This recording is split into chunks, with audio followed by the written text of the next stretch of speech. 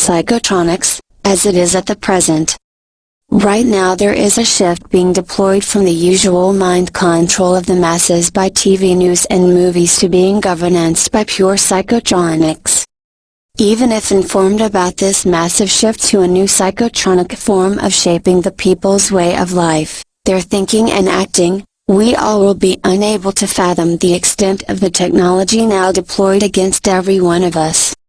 The JFK assassination marked a shift from the regular post-World War II fascism to a new super-fascism, characterized by the infiltration, stacking and hijacking of the state, and its conversion to serve as a servant and tool of a network of about 147 large international corporations.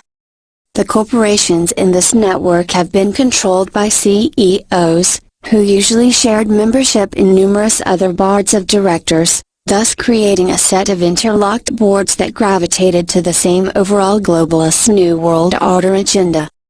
Much of their commitment to a shared globalist New World Order agenda to establish a single one-world government has been linked to their typical membership in high Freemasonry and secret societies, many associated with Ivy League universities. It's a little-known fact that membership in these secret societies has created a hierarchy of covert government which then directs the DC ceremonial government through an old boy system of powerful close associations that controls top career opportunities and access to large financial resources and political power. At the top of this hierarchy, 12 kings have been appointed to run the world. Recently, 2 of these kings have died. One is very sick and close to death, and another soon to follow. They are all of old age, despite all the various high-tech efforts made to extend their lives. Various military bodies worldwide became servants of this network of international corporations, but the financial center was the RKM run out of the city of London. Top respected researchers have claimed that it is the Jesuit Superior General or the Black Pope, who is the head of the hierarchy and is empowered by the European Old Black nobility Luciferians. After several UFO crashes in the 1940s, the hierarchy went into a panic and used the militaries to recover technology and artifacts. The knowledge and possible applications of some advanced technology should not stray away into the public domain. Therefore, it was decided that a complete security lockdown had to be imposed globally on ET matters. The extreme national security lockdown on the UFO matter led to the creation of the Vatican's Central Intelligence Agency, which became a tool used by the hierarchy. Hereby, the Nazi intel system was imported to form the newly emerging CIA system. The CIA and other intel groups which followed were set up to protect all hierarchy secrets, not just alien ET matters, but also its secret policies set up to mind control the masses.